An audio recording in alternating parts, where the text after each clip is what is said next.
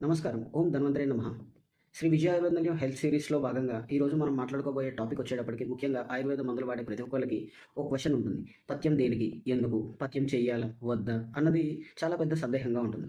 పథ్యం అనేది మీరు వాడే మందులకు కాదండి.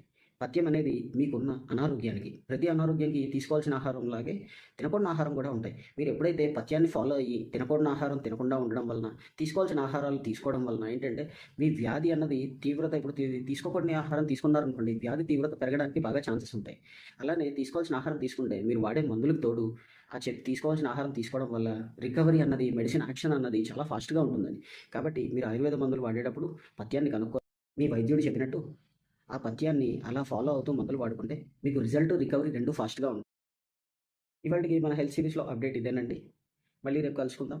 అనారోగ్య అత్యుత్తమ వైద్య సలహాలకు, మందులకు సంప్రదించండి. శ్రీ విజయ ఆయుర్వేద నిలయం, నెహ్రూ నగర్, ఆర్ట్స్ కాలేజ్ ఎదురు వీధి,